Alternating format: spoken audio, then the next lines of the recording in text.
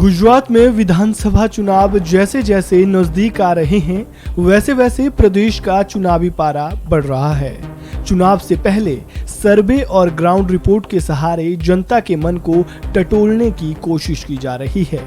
इसी बीच ABP news सी voter का एक सर्वे सामने आया है जिसमें गुजरात में मुसलमान वोटरों की पसंद कौन है ये जानने की कोशिश की गई है। इस सर्वे के जो नतीजे आए हैं वे बेहद ही चौंकाने वाले हैं। इस रिपोर्ट में हम एबीपी न्यूज सी वोटर की ओर से किए गए उसी सर्वे की तह तक जाएंगे और जानेंगे कि आखिर गुजरात के मुसलमान वोटरों के दिल में कौन है। गुजरात में मुसलमान वोटरों के बीच एबीपी न्यूज सी वोटर ने चुनाव से पहले सर्वे किया जिसके नतीजे चौंकाने वाले हैं।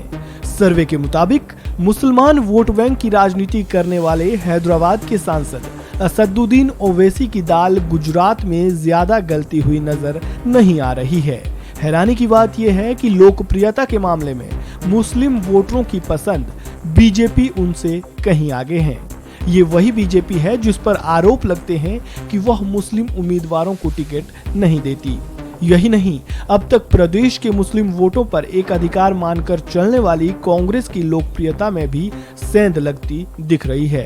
पिछले कुछ समय में गुजरात में कांग्रेस का मुस्लिम जनाधार घटा हुआ नजर आ रहा है। गुजरात विधानसभा चुनाव में इस बार मुस्लिम वोटों की दावेदार कम से कम 3 पार्टियां हैं, कांग्रेस, आम आदमी पार्टी और असदुद्दीन ओवैसी की AIMIM। बीजेपी ने भी प्रदेश के मुसलमानों के एक वर्ग में अपनी पैठ बनाई है। ओवैसी पिछले कुछ वर्षों से हर प्रदेश में अपनी आक्रामक मुस्लिम राजनीति के नाम से इस समुदाय के वोटरों का समर्थन जुटाने की कोशिश कर रहे हैं। खासकर मुस्लिम युवाओं का एक तबका उनसे काफी ज्यादा प्रभावित भी नजर आता है। ओवैसी की रणनीति का उन्हें बिहार और महाराष्ट्र के चुनावों में फायदा भी मिल चुका है, लेकिन गुजरात में लगता है कि हैदराबाद के सांसद को अभी अपने जूते और घिसने पड़ेंगे, क्योंकि एबीपी न्यूज सी वोटर के चुनाव पूर्व सर्वे की माने तो यहाँ मुसलमान वोटरों के बीच ओवैसी से कहीं ज्यादा लोकप्रिय भारतीय जनता पार्टी है। अब ऐसा क्यों है ये भी जान लेते हैं। ओवैसी का स्लॉटर हाउस वाला मुद्दा फेल। गुजरात में मुस्लिम मतदाताओं के बीच अपनी ऑल इंडिया मजलिस-ए-इत्तेहादुल मुस्लिमीन यानी AIMIM की लोकप्रियता बढ़ाने के लिए हैदराबाद के सांसद ने स्लॉटर हाउस वाला दाव चला है। उन्होंने कहा है कि हम आएंगे तो स्लॉटर हाउस लाएंगे। जब चुनाव पूर्व सर्वे के दौरान गुजरात के मतदाताओं से पूछा गया कि असदुद्दीन ओवैसी के स्लॉटर हाउस वाले दावों का क्या आने वाले चुनाव पर असर पड़ेगा, तो जवाब सुनकर बैरिस्टर ओवैसी को झटका लग सकता है। 24% लोगों ने हाँ कहा और 36% ने नहीं में जवाब दिया।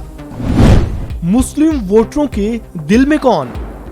अब सवाल ये है कि गुजरात में कौन सी पार्टी मुस्लिम मतदाताओं की पसंद है। हैरानी की बात है कि जिस AIMIM की राजनीति ही बीजेपी RSS विरोध पर टिकी हुई है उसे गुजरात के मुसलमान ज्यादा पसंद नहीं करते हैं। सी वोटर का सवाल था, गुजरात में मुस्लिम मतदाताओं की पसंद कौन है। 19% का जवाब भारतीय जनता पार्टी के पक्ष में आया तो ओवैसी की पसंद करने वाले सिर्फ 9% मिले। आम आदमी पार्टी भी अभी तक गुजरात के सिर्फ 25% मुस्लिम मतदाताओं के दिलों में ही अपनी जगह बना सकी है, जबकि कांग्रेस अभी भी प्रदेश में मुसलमानों की नंबर 1 पार्टी है।